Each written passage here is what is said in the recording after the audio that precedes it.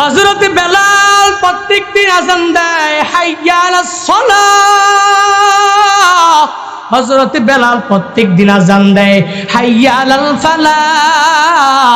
প্রত্যেকদিন আযান দিলে মানুষগুলা নামাজের জন্য দৌড়ায়।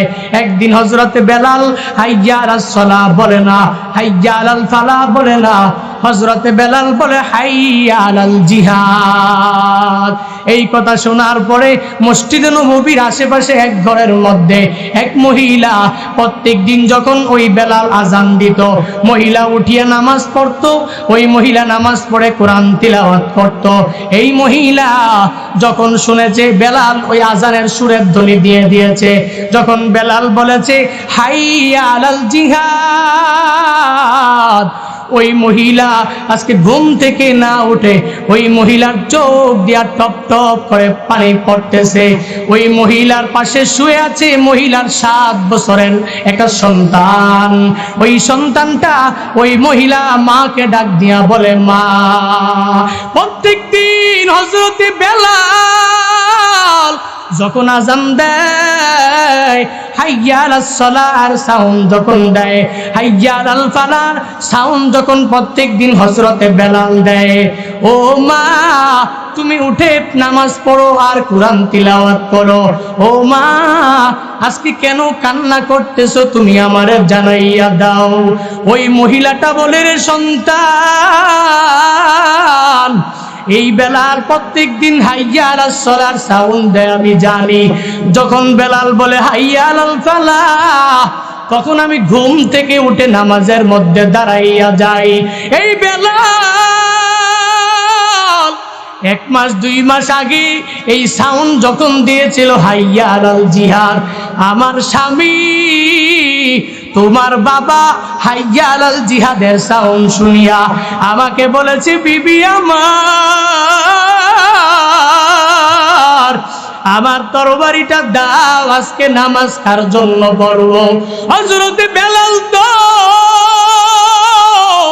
আমার নবীর কথা অনুযায়ী আযান দেয়। হযরতে বেলালের আযানের ধ্বনি ছাড়া সূর্য তো ওঠে না, হযরতে বেলালের আযানের ধ্বনি ছাড়া তো দিনও হয় না। ও স্ত্রী আমার তরবারিটা দাও, আমি জিহাদের ময়দানে যাব। যখন ওই মা সন্তানটাকে বলা আরম্ভ করলেন, এর সন্তান তোমার মা তোমার বাবা যখন ওই তরবারিটা নিয়া আমার কাছ থেকে বিদায় নিয়ে নিল, ওই জিহাদের ময়দান থেকে তোমার বাবা আর ফিরে আসে নাই। তোমার বাবা শহীদের কাতারে সাবিল হয়ে গেছে।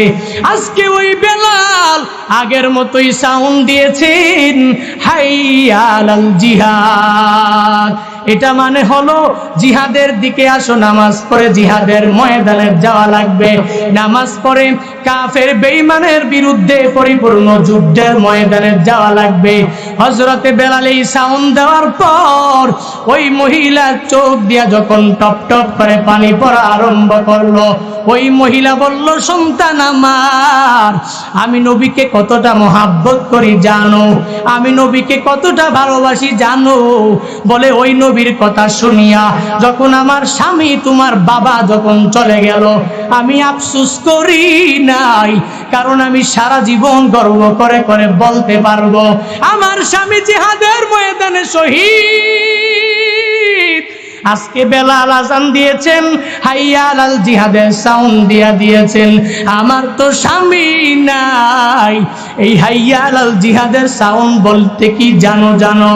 এই হাইয়া আলাল জিহাদের সাউন্ড হলো এই বান্দারা আশিকে রাসূলের দলেরা, তোমরা কে আছো তরবারি নিয়ে তোমাদের ঢাল নিয়ে তোমরা মসজিদে নববীতে চলে আসো। ফরজ নামাজ আদায় করার পরে কাফেরদের বিরুদ্ধে যুদ্ধের ময়দানে যাওয়া লাগবে। এরে আল্লাহর গোলাম, ওই মহিলা সন্তানটাকে বলে, হে সন্তান, আমি কেন কান্না করি জানো? আজকে হযরতে বেলালের এই সাউন্ড শোনার পরে আমার তো কোনো উপযুক্ত সন্তান নাই, আমার স্বামী নাই, আমার বাবা নাই, কেউ নাই, উপযুক্ত কেউ নাই যাকে আমি রহমাতুল লিল আলামিনের ওই ডাকে সাড়া দিয়া জিহাদের ময়দানে পাঠাতে পারবো। যখন এই কথা বললেন, সন্তান বলে, মা আমার বাবা যেই লাইনে চলে গেছে, শহীদদের কাতারে গিয়া তোমাকে শহীদ স্বামীর স্ত্রী বানায়া দিয়েছে। ও মা, তুমি সাক্ষী থাকো, সাক্ষী থাকো, আমি তোমার সন্তান। 7 বছর হতে পারি, কিন্তু নবীর মহব্বতে আমার বেশি। ও মা, তুমি সাক্ষী থাকো, আমি জিহাদের ময়দানে যাব, আর ওই জিহাদের ময়দান থেকে আমি শহীদ না হইয়া ফিরব না। এরে আল্লাহর গোলাম, ওই সন্তানটাকে মা যখন এই কথা বলার পরে সন্তানটাকে কুলে নিয়া মা সন্তানটাকে নিয়ে যখন মসজিদে নববীতে চলে গেলেন, ফজরের নামাজের পর মসজিদে নববীর সামনে সবাই লিস্টি করতেছে, রহমাতুল লিল আলামিন সামনে দাঁড়ানো, এক কাতারের মধ্যে সাহাবায়ে কেরামরা দাঁড়ানো। যুদ্ধের ময়দানে কে যাবে, কে কোথায় থাকবে, কে কোন জায়গায় যাবে, সবাই যখন এই বলা বলি আরম্ভ করলো, ওই মহিলাটা 7 বছরের সন্তানটা নিয়ে কাতারে যে হাজির হয়ে গেল। ওই কাতারে হাজির হওয়ার পর তখন ওই সাহাবীরা বলা বলি করতে লাগলো, যুদ্ধের ময়দানে মহিলারা যাবে না, ওই যুদ্ধের ময়দানে তুমি কেন এসেছো, তোমাকে নেওয়া হবে না, ওই যুদ্ধের ময়দান তো সাহাবীদের জন্য বরাদ্দ, পুরুষরা যাবে, তোমার মহিলার কোনো যাওয়া যাবে না, মহিলা যাইতেও পারবা না। ওই মহিলা চোখ দিয়া টপ টপ করে পানি পড়ে আর নবীর মহাব্বত নিয়ে কাঁদে। হাইয়া আলাল জিহাদ। বেলাল যখন সাউন্ড দিয়া দিয়েছে, হযরতে বেলালের সাউন্ড শুনে মহিলা আর সহ্য করতে পারে নাই। নবীর মহাব্বত অন্তরের মধ্যে নিয়া, ছোট্ট বাচ্চাটাও নবীর মহাব্বত নিয়া যখন কাতারের মধ্যে চলে আসতে, ওই মহিলা বলে, আমি যোদ্ধা না, যোদ্ধা যদি দেখতে চাও আমার কুলে তাকাইয়া দেখো, আমার এই 7 বছরের সন্তান হলো তোমাদের সহযোদ্ধা। এরে নবীর উম্মতের দল, এরে বান্দা, ওই সন্তানটাকে নিয়ে যখন দাঁড়ায় রইলেন, সাহাবায়ে কেরামরা বলতে লাগলেন, আপনি এখান থেকে চলে যান। একটু পরে যখন সাউন্ড একটু উঁচু হয়ে গেল, আমার রহমাতুল লিল আলামিনের কান বরাবর যখন পৌঁছায় গেল, আমার পয়গম্বর বলেন, কে তোমরা চিৎকার চেঁচামেচি করো কেন, আমাকে জানাইয়া দাও। সাহাবায়ে কেরাম বলে, পয়গম্বর, এই মহিলা বলতেছে, মহিলার এই সত্য সন্তানটা কি আমাদের সাথে সহযোদ্ধা হবে, জিহাদের ময়দানে যাবে।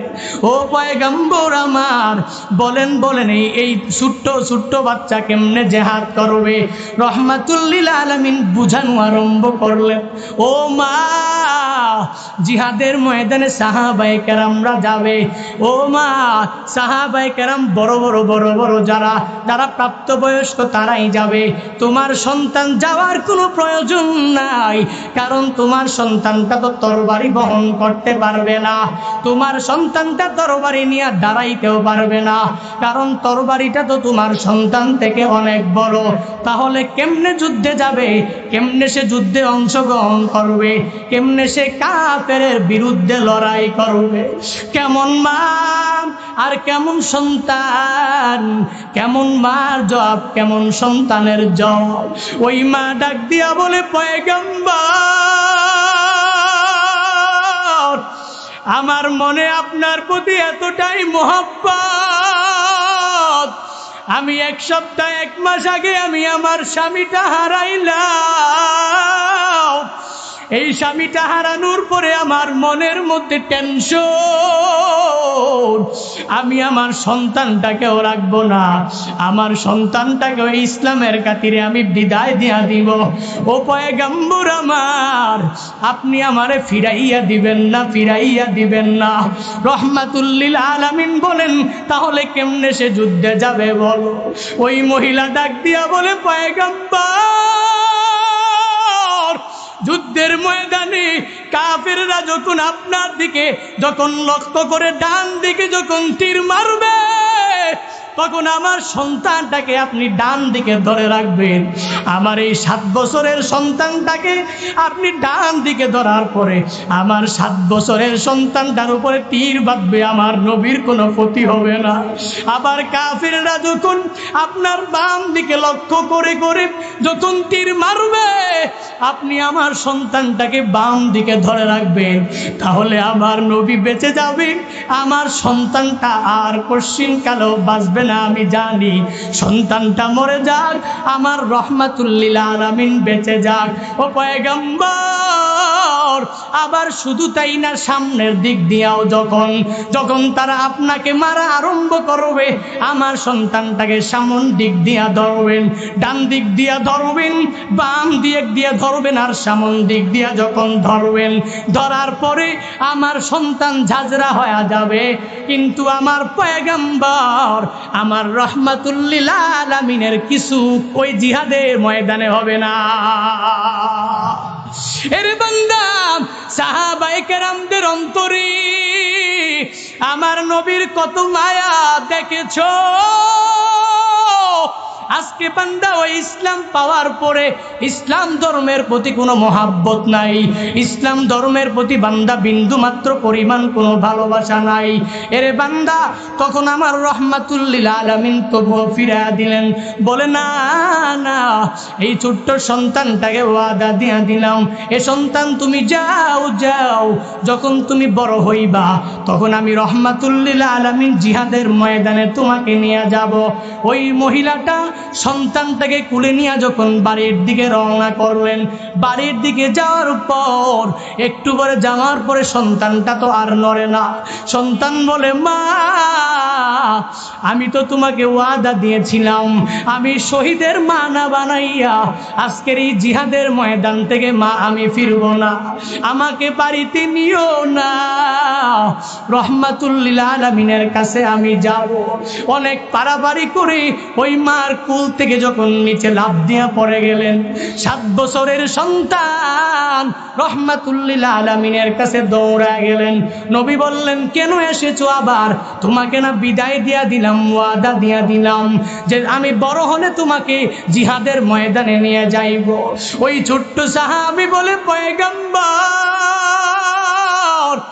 আমি যখন ছোট, এখনো ছোট, আমার মা যখন ওই পাকের ঘরে যখন চুলার মধ্যে রান্না করে, আমি তাকায়া তাকায়া দেখি পয়গম্বর, আমার মা যখন লাকড়ি দিয়ে আগুন জ্বালায়, ওই চুলার মধ্যে দেখি ছোট্ট ছোট্ট লাকড়িগুলা দিয়ে আগে আগুন জ্বালায়।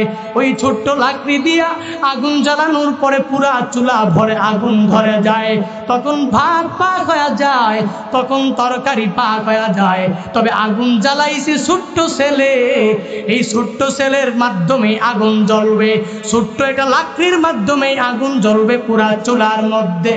ও পয়গম্বর, আমি ওই চুলা দেখে দেখে শিখেছি পয়গম্বর। ও পয়গম্বর আমার, ওই যুদ্ধের ময়দানে যখন আপনি যাবেন, আবু বকর যখন আপনার সাথে যাবে, ওসমান যখন আপনার সাথে যাবে, আলী যখন আপনার সাথে যাবে, যখন আপনার সাথে হামজালা যাবে, ও পয়গম্বর, ওই পাহাড়ের চুলার মধ্যে যখন একটা ছোট লাকড়ির মাধ্যমে পুরা চুলায় আগুন ধরে যায়, ওই জিহাদের ময়দানে যখন আমি যাব পয়গম্বর, আমি যাওয়ার পরে আমাকে কাফেররা যখন দেখে একটা তীর নিক্ষেপ করবে, একটা তীরের আঘাতের কারণে পুরা জিহাদের ময়দানে যুদ্ধ শুরু হয়ে যাবে, আমার তীর দিয়ে আগুন জ্বলবে, ওই যুদ্ধের ময়দানে আগুনের দামামা আমার ছোট্ট এই সন্তানের মাধ্যমেই জ্বলবে। আমার পয়গম্বর বলে, না না, তুমি ছোট, তোমাকে নেওয়া হবে না। আল্লাহ তাআলা জিব্রাইলের মাধ্যমে পুরা যখন ফেরেশতাদেরকে নিয়া ওই জান্নাতের মধ্যে আল্লাহ তাআলা মিটিং করা আরম্ভ করলেন। আল্লাহ বললেন, জিব্রাইল যাও যাও, যাও, আমার নবীর কাছে খবর নিয়ে যাও, নবীকে যে জিজ্ঞাসা করো, ও পয়গম্বর আপনি কি করেন, আপনি আমারে জানাইয়া দেন। পয়গম্বর যা বলবে তুমি পয়গম্বরকে জবাব দিয়া দিবা। আল্লাহ জিব্রাইলকে শিখিয়ে দিলেন। জিব্রাইল রাহমাতুল্লিল আলামিনের কাছে এসে বললেন, ও পয়গম্বর আপনি যেই সন্তানটাকে বিদায় করে দিয়ে দিচ্ছেন, 7 বছরের কারণে এই সন্তানটাকে আপনি বিতাড়িত করে ফেলতেছেন, এই সন্তানটাকে আপনি মুজাহিদ হিসাবে গণনাও করেন না, আপনি আপনার সাহাবায়ে কেরামরা এই মুজাহিদকে গণনা করতে না পারেন, কিন্তু আমার মাওলা আর ওই ফেরেশতারা জান্নাতের মধ্যে এই ছোট্ট সাহাবীকে জিহাদের ময়দানের মুজাহিদ বলে পরিগণিত করে নিয়েছে। নবীর মায়া নাই কি তোমার, কেমনে দুঃখ দাও যে আবার, নামাজ পড়ো রোজা রাখো প্রথম গাঠি কাফনে, নবী বিনে কে তরাবে পুলসিরাত মিজানে, নবী বিনে কে তরাবে পুলসিরাত মিজানে। চলো চলো চলো মুমিন চলো নবীর সন্ধানে, নবী বিনে কে তরাবে পুলসিরাত মিজানে, নবী বিনে কে তরাবে পুলসিরাত মিজানে। এমন এতিম নবী আমার, পিতা মাতা নাই যে তাহার, এমন এতিম নবী আমার, পিতা মাতা নাই যে তাহার, তারপরেও কত মারা মারল তাকে দুশ্মনে, তারপরেও কত মারা মারল তাকে দুশ্মনে, নবী বিনে কে তরাবে পুলসিরাত মিজানে, নবী বিনে কে তরাবে পুলসিরাত মিজানে। চলো চলো চলো মুমিন চলো নবীর সন্ধানে, নবী বিনে কে তরাবে পুলসিরাত মিজানে, নবী বিনে কে তরাবে পুলসিরাত মিজানে। তরাইতে পারবে কেউ? রহমাতুল লিল আলামিন বলেন, আবু হুরায়রা দুনিয়ার মানুষদেরকে জানিয়ে দাও, ইত্তাকিল মাহারিম তাকুন আবাদান নাস। দুনিয়ার মানুষগুলা যদি আল্লাহ তাআলার কাছে সবচেয়ে বড় ইবাদতকারী হতে চায়, আল্লাহ তাআলার কাছে সবচেয়ে দামি বান্দা হতে চায়, তাহলে তারা যেন পরিপূর্ণ গুনাহ ছেড়ে দেয়। সগীরা গুনাহ দূরের কথা, কবিরা গুনাহ দূরের কথা, এই গুনাহের ধারে কাছেও যাতে বান্দাটা না যায়। তবে প্রত্যেকটা মুসলমানের উচিত নফল রোজা, নফল নেক আমল, জিকির তাসবিহ এগুলোও করবে, সাথে সাথে পরিপূর্ণ গুনাহটাও বান্দার ছেড়ে দেওয়া লাগবে। দুনিয়াতে কত আল্লাহর বান্দা আছে নফলের দিকে অনেক গুরুত্ব দেয়। আমিও যদি বলি এর বান্দা নফল রোজা রাখো, নফল নেক আমল করো, তাসবিহ করো, কোরআন তিলাওয়াত বেশি বেশি পড়ো, এই নফলগুলো আদায় করো, আর এই নফলের পাশাপাশি যদি আমি আবার গুনাহের মধ্যে নিমজ্জিত হয়ে যাই, যদি আমি গুনাহ বহাল রেখে দেই, তাহলে এরে গোপালগঞ্জের মুসলমান বলো বলো বলো, এই নফল দিয়া আমার 1 আটানা পরিমাণ ফায়দা হবে। 1 আটানা পরিমাণ ফায়দা হবে না যদি আমি গুনাহ না ছেড়ে দেই। আমার গুনাহ ছেড়ে দেওয়া লাগবে, গুনাহ করা যাবে না। এরে বান্দা, গুনাহ ছেড়ে দিয়া যখন আমি নফল নামাজ পড়ব, গুনাহ ছেড়ে দিয়া যখন আমি নেক আমল করব, এই গুনাহ ছেড়ে দিয়া যখন আমি এই নেক আমলের মধ্যে যখন পরিপূর্ণ প্রবেশ করব, তাহলে তো আমি আল্লাহর কাছে সবচেয়ে বড় ইবাদতকারী বান্দা হিসেবে বিবেচিত হতে পারবো। এরে বান্দা, একটা উদাহরণ দিলে পরিপূর্ণ বোঝা যাবে। এয়ার কন্ডিশনার ওয়ালা রুম, ওই রুমের মধ্যে যদি আমি সব দেওয়াল লাগাইয়া, দরওয়াজা জানালা সব লাগাইয়া যদি আমি এয়ার কন্ডিশন চালাই, 1 ঘন্টা 2 ঘন্টাও লাগবে না, 10 মিনিট 20 মিনিট পরে রুমটা এমনিতেই ঠান্ডা হয়ে যাবে। এর বান্দা, কোন আল্লাহর বান্দা যদি ওই ঘরের মধ্যে ঢুকিয়া বলে দরওয়াজা জানালা সব খুলে দাও আর এয়ার কন্ডিশনটা অনেক হাই লেভেলে বাড়াইয়া দাও, তাহলে 1 ঘন্টা 2 ঘন্টা 3 ঘন্টা চলবে, ওই এয়ার কন্ডিশন বিন্দু পরিমাণ ঠান্ডা তো ওই রুমকে করতে পারবে না। এরে আল্লাহর বান্দা, ঠিক একই রকম ভাবে যদি বান্দা নফল রোজা, নফল নেক আমল, তাসবিহ আর কোরআন তিলাওয়াত সব করার পাশাপাশি, মাহফিলগুলা করার পাশাপাশি যদি আবার মাহফিলের মধ্যে গুনাহের মধ্যে জড়াইয়া পড়ো, তাহলে ওই এয়ার কন্ডিশনার রুম 1 দিন 2 দিন 3 দিন চললেও ঠান্ডা হবে না। তোমার ওই নফল নেক আমলের ফায়দা 1 বিন্দু পরিমাণ উপকার সাধন হবে না। আমার মালিকের দরবারে যদি নফল নামাজ আদায় করে করে করে জান্নাতি হতে চাও, এর বান্দা গুনাহ ছেড়ে দাও, পরিপূর্ণ গুনাহ ছেড়ে দিয়া নিজের জিন্দেগিটাকে পরিপূর্ণ ঈমানওয়ালা আবরারদের কাতারে পরিপূর্ণ ঢুকাইয়া নাও। এরে বান্দা, 2টা দলের মধ্যে যদি আমি বিভক্ত করি, 2টা দলের মধ্যে এক দলের লোকেরা নফল নামাজ পড়ে, নেক আমল করে, কোনো কিছুই বাদ দেয় না, আবার যখন গুনাহ তার অন্তরের মধ্যে চলে আসে, এই বান্দা কবিরা গুনাহ না করেও পারে না, এই বান্দা সগীরা গুনাহ না করেও পারে না, তাহলে যদি সগীরা গুনাহ কাবিরা গুনাহ শয়তানের প্ররোচনায় করিয়াই ফেলে, তাহলে বলো ওই নফল নেক আমলের দাম থাকবে? কথা বলেন না কেন? এরে বান্দা, তাহলে নফল নেক আমলের দাম থাকবে না। কিন্তু আরেক আল্লাহর বান্দা, যেই বান্দা নফল নেক আমল একটু কমই করে, 5 ওয়াক্ত নামাজ ঠিক মতন আদায় করে, রোজা রাখে, নেক আমল করে, এই বান্দা তাহাজ্জুদের রাত ঠিক মতনই পড়ে, মাঝে মাঝে পড়তেও পারে না, কিন্তু এই বান্দা গুনাহের ধারে কাছেও যায় না, গুনাহের ধারে কাছেও যায় না। এবার বলো, প্রথম ব্যক্তি ভালো না দ্বিতীয় ব্যক্তি? কথা বলেন না কেন? দ্বিতীয় ব্যক্তি ভালো। কেন? বলে দ্বিতীয় ব্যক্তি নেক আমল করার পর, এই বান্দা নেক আমল করার পরে গুনাহের ধারে কাছেও যায় না, কিন্তু প্রথম ব্যক্তিটা গুনাহ করে আবার নেক আমলও করে। এর বান্দা, তাহলে প্রথম ব্যক্তি থেকে দ্বিতীয় ব্যক্তিটাই অতি উত্তম। কেমনে বুঝলাম? কারণ ওই কিয়ামতের ময়দানে তোমার এই নেক আমল, নফল রোজা, নফল নামাজ তুমি বেশি পড়ছো কিনা, ওই কিয়ামতের ময়দানে জিজ্ঞাসা করা হবে না। ওই কিয়ামতের ময়দানে বান্দা তোমার জিজ্ঞাসা করা হবে, ওয়া ইয়ামাল মিসকালা যাররাতিন শাররাই ইয়ারা। ওই কিয়ামতের ময়দানে বান্দা জিজ্ঞাসা করা হবে, তুমি ওই দুনিয়ার জমিনে থাকতে অণু থেকে ছোট পরিমাণ গুনাহ কি করেছো, এই গুনাহের হিসাব বান্দা পরিপূর্ণ দেওয়া লাগবে। এর বান্দা, নফল রোজার পাশাপাশি গুনাহ তো ছেড়ে দেওয়া লাগবে, কারণ ওই কিয়ামতের ময়দানে যদি আমার গুনাহের ব্যাপারে আল্লাহ আমাকে ধরে আর যদি বলে হিসাব দাও, এর বান্দা হিসাব দিয়া পশ্চিমকালে আল্লাহর জান্নাতে যাওয়া যাবে?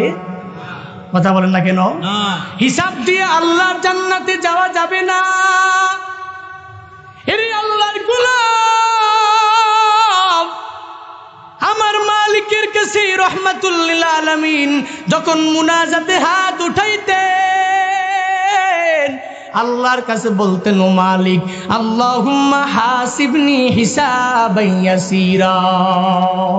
রহমাতুল লিল আলামিন বলতেন, ও আল্লাহ, তুমি আমার হিসাবটা সহজ করে দাও। এর বান্দা, আমার নবী কেন বলতেন?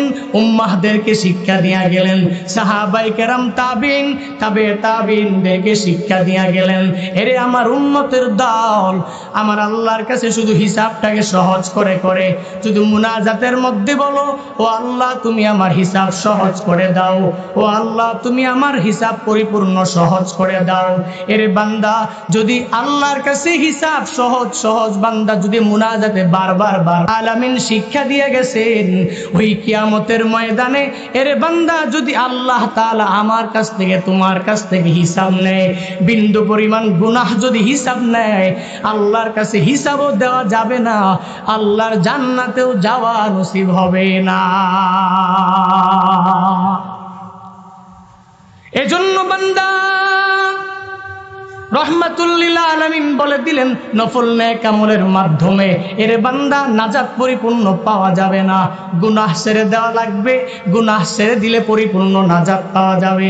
আগে গুনাহ ছেড়ে দাও, তারপরে নেক আমলের মধ্যে নিমজ্জিত হয়ে যাও। সাহাবায়ে কেরাম রহমাতুল লিল আলামিনকে এক মহিলা সম্পর্কে জিজ্ঞাসা করলেন। আয়েশা বলা আরম্ভ করলেন, ও পয়গম্বর, এক মহিলা ব্যাপারে আপনি আমাদেরকে জানাইয়া দেন। নবী বলেন, মহিলার ব্যাপারে বলো। বলে, ওই মহিলা 5 ওয়াক্ত নামাজ পড়ে, রমজানের রোজা রাখে, আবার নফল রোজাও রাখে, আবার নেক আমলও করে, কোনো নেক আমলের বিন্দু পরিমাণ কোনো কমতি করে না। 24 আওয়ার্স ওই মহিলা নেক আমলের মধ্যেই নিমজ্জিত থাকে। ও পয়গম্বর আমার, এই মহিলার ব্যাপারে জানায়া দেন, মহিলা কোথায় যাবে? এই মহিলা জান্নাতে যাবে নাকি জাহান্নামে যাবে? রহমাতুল লিল আলামিন বলে, সাহাবায়ে কেরাম এই মহিলা সম্পর্কে আমাকে আর একটু জানাইয়া দাও। এই মহিলা প্রতিবেশীর সাথে তার আচরণ কেমন? সাহাবায়ে কেরাম বলে, পয়গম্বর এই মহিলা 5 বেলার নামাজ পড়ে, রোজা রাখে, নেক আমল করে, কিন্তু এই মহিলা প্রতিবেশীর সাথে ভালো আচরণ করে না, দুর্ব্যবহার করে।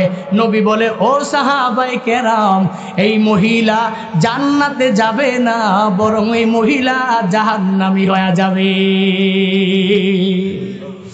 রহমাতুল লিল আলামিনের কাছে সাহাবায়ে কেরাম বলে, পয়গম্বর আরেকটা মহিলা 5 ওয়াক্ত নামাজ পড়ে, রমজান মাসে রোজা রাখে, নেক আমল করে, এই মহিলাটা 5 বেলার নামাজ যত্ন সহকারে আদায় করে, এই মহিলা রমজানের রোজাও রাখে, নেক আমল করে, কিন্তু এই মহিলা বড় জোর সুন্নতে মুআক্কাদাগুলো আদায় করে। এই মহিলা বেশি নফল রোজা, নফল নেক আমল করতে পারে না। তবে এই মহিলা প্রতিবেশীর সাথে তার আচরণ ভালো, সে গুনাহের দ্বারে কাছেও যায় না, অন্যের মনে কষ্ট দেয় না, অন্যের মনে আঘাত দেয় না। ও পয়গম্বর এই মহিলার ব্যাপারে জানায়া দেন। নবী বলেন, এই মহিলা যদিও একটু আমল করে কম, ঈমানটা মহিলার বড়ই মজবুত। এই মহিলা ঈমানটাকে মজবুত করে নেক আমল করে গুনাহ ছেড়ে দিয়েছে। এই মহিলা জাহান্নামী না, এই মহিলা আল্লাহর জান্নাতে যাবে। আতিনা ফি দারে দুনিয়া না হাসান, আতিনা ফি দারে উকবানা হাসান, ইয়া গিয়াসুল মুস্তাগীসিন নাহদিনা লফদিকারা বিল উলুমে ওয়াল গিনা। হর গরিদে দেন তু তৈয়ার হায়, ঝুনা মঙ্গে উস্তুতুবে জারো হায়। সুতরাং বান্দা, বোঝা গেল নেক আমলের মধ্যেই নাজাত নাই। যদি নাজাত পেতে চাও তাহলে পরিপূর্ণ গুনাহ পরিপূর্ণভাবে ছেড়ে দেওয়া লাগবে। এবার গুনাহ বলতে আমরা কি বুঝি? বলে, আমি যদি জেনাহ করি তাহলে গুনাহ হয়ে যাবে, তাহলে আমি যদি নামাজ ছেড়ে দিই তাহলে গুনাহ হয়ে যাবে, আমি যদি মিথ্যা বলি তাহলে গুনাহ হয়ে যাবে, আমি যদি নেক আমল না করি আল্লাহ যা আদেশ দিয়েছেন তাহলে বড় গুনাহ হয়ে যাবে, আল্লাহর আদেশগুলো অমান্য করলে আমার বড় গুনাহ হয়ে যাবে। এরে বান্দা, বড় বড় কাবিরা গুনাহগুলো আমিও জানি, আপনিও জানেন, সবাই জানে, কিন্তু ছোট ছোট কিছু গুনাহ, ওই গুনাহের ব্যাপারে সবাই জানে, আমিও জানি, আপনিও জানেন, কিন্তু বক্তাও মানে না, শ্রোতাও মানে না, দুনিয়ার কেউ মানে না। ছোট ছোট গুনাহের মধ্যে সবচেয়ে বড় গুনাহ হলো কুধারণা। দুনিয়াতে তাকায়া দেখো কত আল্লাহর গোলাম কুধারণা করে করে অন্যের ব্যাপারে। একটা লোক যাইতেছে রাস্তা দিয়ে হাইটা হাইটা, লোকটাকে দেখে বলে লোকটা মনে হয় বেশি ভালো হবে না, আছে না নাই? যুবকের টিম একদিকে বসে আছে, তারা কয়েকটা যুবক মিলিয়ে এক জায়গায় বসে আছে, আর একটা যুবক যাচ্ছে, দেখতে অনেক কালো, ঠোঁটটাও কালো, পুরা বডিটাই কালো, কিন্তু যুবকের টিমটা মিলিয়া বলতেছে এই যুবকটা মনে হয় বিড়ি খায়, সিগারেট পান করে, এই মনে হয় যুবকটা মনে হয় ভালো না।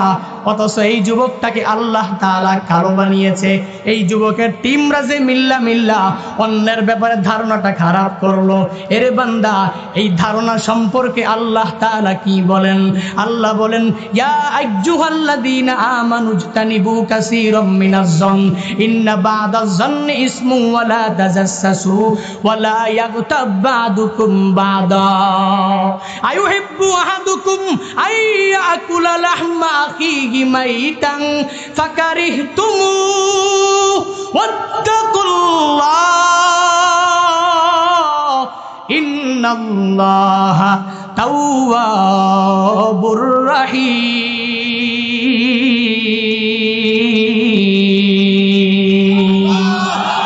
আল্লাহ তাআলা বলেন, এর ঈমানদারের দল, ইজতানিবু কাসীরাম মিনাজ-যন্নি ইন্না বা'দাজ-যন্নি ইসমুন। আল্লাহ বলেন, রে গোলাম, দুনিয়াতে খারাপ কাজ থেকে নিজেকে বাঁচাইয়া রাখো। ইজতানিবু, বাঁচায়া রাখো, কাসীরাম মিনাজ-যন, তোমরা যে অধিকাংশ সময়ে অন্যের ব্যাপারে ধারণা করো, এই ধারণা থেকে বাঁচাইয়া রাখো। ইন্না বা'দাজ-যন্নি ইসমুন, নিশ্চয়ই কতক ধারণাগুলা হয়ে যায় বড় গুনাহ। অন্যের ব্যাপারে যে ধারণা করলা, এই ধারণা কতটুকু সঠিক আর কতটুকু মিথ্যা, এর বান্দা এটা তো তোমার জানা নাই। এই লোকটা ভালো না খারাপ এই ব্যাপারে তোমার ধারণাও নাই। আল্লাহ বলেন, এক নম্বরে অন্যের ব্যাপারে কুধারণা করা যাবে, অন্যের ব্যাপারে কুধারণা করা যাবে না। দুই নম্বরে আল্লাহ তাআলা জানাইয়া দেয়, ওয়ালা তাজাসসু, একে অপরের দোষ নিয়ে ঘোরাঘুরি করা যাবে না, একে অপরের গুণ নিয়ে পরিপূর্ণভাবে ঘোরা লাগবে। এরে বান্দা, বক্তা সাহেব বয়ান করে 2 ঘন্টা, 2.5 ঘন্টা, 3 ঘন্টা। এখন এই বয়ানের মধ্যে ইচ্ছা করে না হলেও অনিচ্ছাকৃত কিছু ভুল চলে আসতে পারে। এজন্য আমি যদি ওই দোকানের মধ্যে গিয়া এই বক্তার নাম ধরিয়া যদি গালিগালাজ করলাম, ফেসবুকে লেখালেখি করলাম, তার 1 ঘন্টা বয়ান শুনি নাই, 1 ঘন্টা বয়ানের মাঝখানে আগে পরে কি বলেছে শুনলাম না, আমি ওই একটু কথা শুনলাম, কি বলছে জাহাজ আর না কি বলছে, আমি শুধু জাহাজের কথাটাই শুনলাম, আগে পরে কি বলছে আমি শুনলাম না। ফেসবুকে একটা পেজ আছে, ফেসবুকে একটা প্রোফাইল আছে, মনে করেছে তার মতো বড় সেলিব্রিটি আর কেউ নাই। এই বান্দাটা টাকা দেখো, দুনিয়াতে থেকে ওই পীর সাহেবের, ওই আলেমের দোষটা অন্যের কাছে প্রচার করতেও দ্বিধা করে না। এরে আল্লাহর গোলাম, এই লোকটা জেনে শুনে গুনাহের মধ্যে নিমজ্জিত হয়ে গেল। আল্লাহ বলেন, ইজতানিবু কাসীরাম মিনাজ-যন ওয়ালা তাজাসসু, একে অপরের দোষ নিয়ে ঘোরাঘুরি করো না। যেই লোকরি নিয়ে তুমি এত বাড়াবাড়ি করতেছো, এরে বান্দা তাকাইয়া দেখ, একবারও চিন্তা ভাবনা তুমি করতে পারো নাই। এই লোকের দ্বারা দুনিয়ার মানুষের ফায়দার কোনো কমতি হয় নাই। এই লোকের দ্বারা ওই গ্রামীণ অঞ্চলের প্রত্যেকটা লোক নামাজ ছেদ করে নাই, নামাজ ধরেছে। এই লোকের দ্বারা, এই লোকের কথার দ্বারা যুবকরা পাগল হইয়া, এই যুবকরা আগে গানের প্যান্ডেলে যাইতো, এখন মাহফিল দেয়। এর বান্দা, খারাপ দিকটা না দেখে পজিটিভলি চিন্তা মাথায় আনা। এজন্য বান্দা, গুনাহগুলোতে আমরা অনেক বড় বড় গুনাহগুলোকে আমরা গুনাহ মনে করি। ছোট ছোট যত গুনাহগুলো আছে, এই গুনাহগুলোতে আমরা অনেক গুনাহ মনে করি না। 1 নম্বরে আমরা অন্যের ব্যাপারে কুধারণা করি, কুধারণা করা যাবে না। তারপরে 2 নম্বরে অন্যের দোষ নিয়ে ঘোরাঘুরি করা যাবে না। 3 নম্বরে অন্যের ব্যাপারে গীবত করা যাবে ওয়ালা ইয়াগতাব বা'দুকুম বা'দা। আল্লাহ জানায়া দেয়, পরস্পরের গীবত করা যাবে না। পরস্পর গীবত না করে, দোষ না খুঁজে। এরে বান্দা, এখনো সময় আছে, গুনাহ ছেড়ে দিয়ে পরিপূর্ণ নেক আমল ধরে ফেলো। এরে যুবক আল্লাহর গোলাম, এখনো সময় আছে, ওই মাহফিল করার পাশাপাশি 5 বেলার নামাজ ঠিক মতন ধরো, রমজানের রোজা রাখো আর নেক আমল করো। সাহাবায়ে কেরামদের যুবকদের জামানায় যুবকরা তাদের চরিত্র কেমনে গঠন করেছিল। এরে বান্দা, ওই সাহাবায়ে কেরামের জমানার ওই যুবকদের মতো হয়ে যাও। কেমন ছিল সাহাবায়ে কেরামদের যুবকরা বান্দা, কেমন ছিল? পরিপূর্ণ এই ঘটনাটা বললে পরিপূর্ণ বুঝে আসবে। এরে বান্দা, এক যুবতী মহিলা মরুভূমি দিয়া হাঁটে হাঁটে এক জায়গা থেকে আরেক জায়গায় যাবে। ওই যুবতী মহিলা এক জায়গা থেকে আরেক জায়গায় যাওয়ার জন্য যখন রওনা করলো, পথিমধ্যে বাড়ি নাই, ঘর নাই, আশেপাশে মরুভূমি, কোনো কিছুই নাই, কোনো মানুষ নাই। ওই মহিলার মনের মধ্যে বড় টেনশন। এখন যদি অন্য কোনো লোক এসে আমার ইজ্জতের উপরে হরণ করে, আমার ইজ্জতের উপরে আঘাত হানে, তাহলে আমি কিছুই বলতে পারবো না, এই যুবককে আমি কিছুই করতে পারবো না। ওই মহিলার মনের মধ্যে টেনশন জেগে উঠলো। রহমাতুল লিল আলামিনের জামানা, মহিলা মরুভূমি দিয়ে হাঁটে। একটু পরে মহিলাটা তাকাইয়া দেখে সামনে থেকে, অনেক দূর থেকে একটা যুবক মহিলার দিকে অনেক দৌড়ে সামনে আসতেছে। ওই মহিলা মনে মনে চিন্তা করে, আমি যেই চিন্তার মধ্যে ছিলাম, মনে হয় এই যুবকটা আসার পর আমার ইজ্জত হরণ করবে, আমার ইজ্জতের উপরে আঘাত হানবে। ওই মহিলা পরিপূর্ণভাবে ভয়ে কাঁপতে লাগলেন। এই মহিলার মনের মধ্যে চিন্তা, আজকে এই যুবক থেকে আমি রেহাই পাবো না। মহিলা কাঁপতে কাঁপতে হাঁটে। একটু পরে যুবকটা দৌড়ে আসে মহিলার কাছে। যখন আসলো, ওই মহিলার কাছে আসিয়া মহিলাকে বলতে আরম্ভ করলো, মা। ওই যুবক ডাক দিয়া বলে, মা, তুমি কেন কাঁপতেছো? তোমার মনের মধ্যে টেনশন কি? রাস্তা কি হারায় ফেলেছো? এই মরুভূমির মধ্যে বাড়ি নাই, ঘর নাই, কিছুই নাই। এই বিশাল মরুভূমির মধ্যে কোনো লোক নাই, মানুষ নাই, কিচ্ছুই নাই। এই বিশাল মরুভূমি থেকে তুমি হারায় গেছো। আমি তোমার পথ দেখায় দিব, আমি তোমার দুইটা সাহায্য করব। যদি পথ হারায় ফেলো, আমি তোমার বাড়ি পর্যন্ত পৌঁছায় দিব, আর তোমার ভয়ে কাঁপা লাগবে না। অন্যান্য যুবক যদি তোমার ইজ্জতের উপরে আঘাত হানার জন্য চেষ্টা করে, তাহলে ওই যুবকের বিরুদ্ধে আমি যুদ্ধ ঘোষণা করব।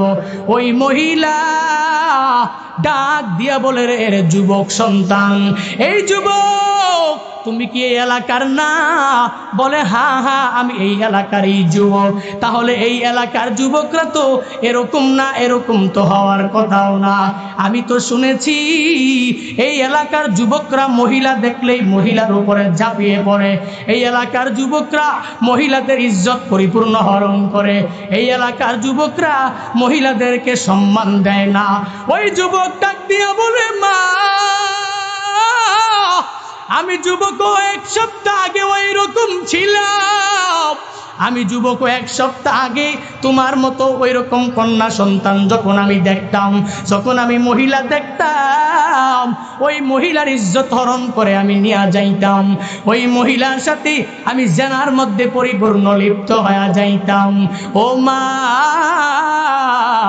এক সপ্তাহ আগে আমি রহমাতুল লিল আলামিনের হাতে কালিমা পড়িয়া মুসলমান হয়েছি। আমার পবিত্র কালামুল্লাহ শরীফ আমাকে এটা শিক্ষা দেয় নাই। আল্লাহ তাআলা জানায়া দিয়েছেন, আল্লাহ তাআলা ওই কোরআনে বলে দিয়েছেন, এই বিশাল মরুভূমি, এই বিশাল মরুভূমিতে পৃথিবীর কোনো মানুষ নাই। এই বিশাল মরুভূমিতে কোনো মানুষ নাই, কোনো গাছগাছালি, বাড়ি গাড়ি নাই। তবে আমার মনের মধ্যে চিন্তা, এই এলাকার মধ্যে কেউ নাই, কেউ নাই।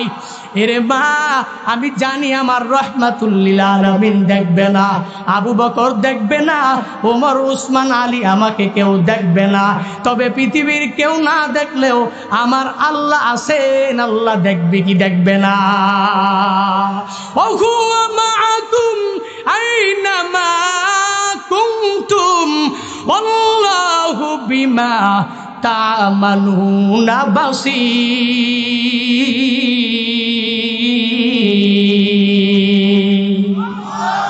আল্লাহ তাআলা বলেন ওহুয়া মাআকুম আইনা মা কুনতুম, এরে বান্দা তুমি যেথায় মন চায় সেথায় যাও, আমি আল্লাহ তোমার সাথেই আছি। এরে বান্দা কবিরা গুনাহে যখন নিমজ্জিত হয়ে যাও, এরে বান্দা আমি আল্লাহ তোমার সাথে আছি। তুমি যখন সগীরা গুনাহে নিমজ্জিত হয়ে যাও, আমি আল্লাহ তোমার সাথে আছি। পৃথিবীর কেউ দেখে না, আমি আল্লাহ সর্বাবস্থায় তোমার পর্যবেক্ষণ করি। এরে বান্দা তুমি যেথায় যাও, আমি আল্লাহ ওইখানেই আছি। ওই যুবক বলেন আমি রহমাতুল লিল আলামিনের হাতে ইসলাম ধর্ম গ্রহণ করার পরে পবিত্র কালামুল্লাহ শরীফ আমাকে শিক্ষা দিয়েছে। এর যুবক, আমি তো বলি ওই সাহাবায়ে কেরামদের জমানার যুবকরা ইসলাম ধর্মের অন্তর্ভুক্ত মুসলমান হওয়ার পরে তারা মহিলা দেখলে সম্মান জানাইতো, মহিলা দেখলে পরিপূর্ণ মর্যাদা দিত।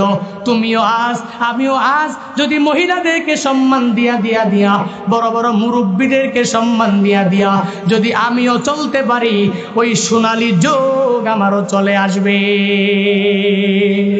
কেননা রহমাতুল লিল আলামিন যেই যুগে জন্মগ্রহণ করেছে ওই যুগ হলো জাহিলিয়াতের যুগ। ওই যুগটা কি রহমাতুল লিল